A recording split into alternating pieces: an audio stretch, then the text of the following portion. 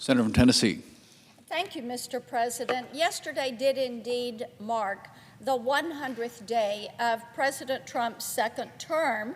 And I think if you were to pick 4 words that really describe this first 100 days, it would be promises were made and promises are being kept. That is precisely what he has done. And if you want to go through some of these, let's start at the southern border. Now, under President Biden, criminals, terrorists, and traffickers were flowing across that border. But because President Trump on day one took executive action to secure that border, illegal crossings are at their lowest level in decades. This is something the American people wanted to see done. Now, in March, those crossings were down 95% from the last administration. I understand this past weekend, they had the lowest number ever, a 99% reduction. They had 3 people that were apprehended. And when you look at deportations, the Trump administration has already removed more than 100,000 criminal illegal aliens. Now, this number has included suspected terrorists, members of violent gangs like MS-13 in Tren, Aragua, and we know that more of those deportations are going to take place. Now, President Trump is fulfilling the promise he made to make this nation safe again, to make our communities safe again, and to get these violent gangs and criminals off our streets.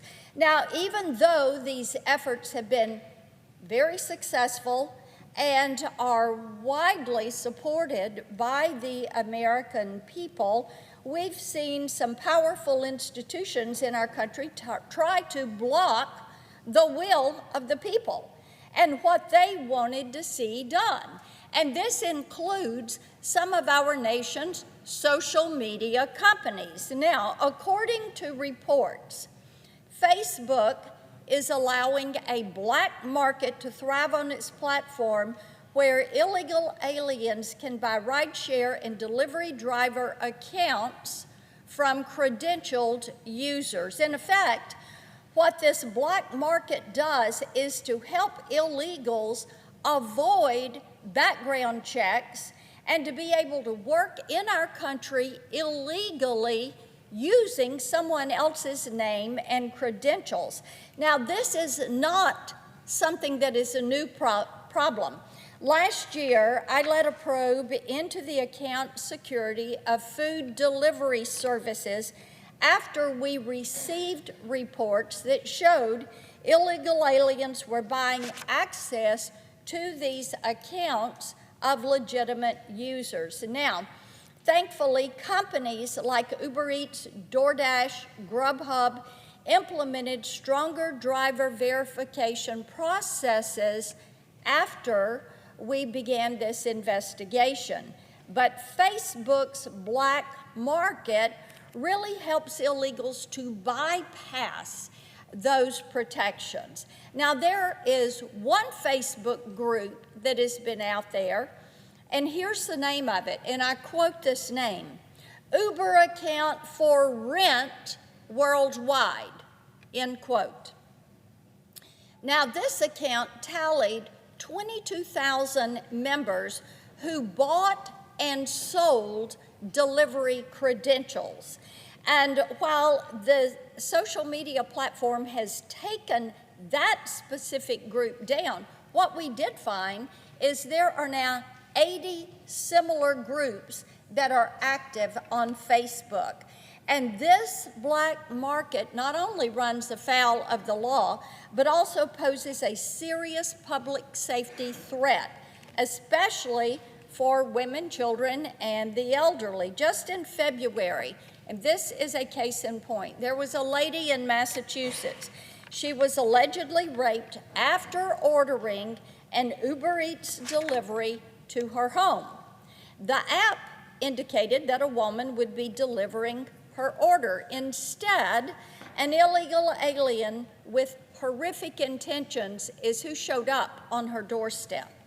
Last week, I sent a letter to Meta CEO Mark Zuckerberg demanding answers about what his company is doing to eliminate this black market from Facebook. He has until May 6th to respond to the questions, and I will continue to press this issue of accountability and public safety with the big tech giants. Mr. President, I ask unanimous consent that the next portion of my remarks be placed separately in the record. Without objection. While President Trump has worked to secure our border and our communities, he's also focused on making our economy stronger than ever before. In the last 100 days, he has slashed Democrats' far-left regulations, has unleashed American energy production, secured trillions of dollars in investment to support American workers and industry. Now in Tennessee, we've seen some of the benefits of that, and we've seen millions of dollars in investments. The candy company Charms is investing nearly $100 million to expand its production plant and distribution center in Covington, Tennessee. Mount Juliet was included in a $700 million nationwide investment by Schneider Electric to boost domestic manufacturing and energy infrastructure. And electronics company ABB is investing $80 million in Selmer, Tennessee to expand manufacturing and to create new jobs.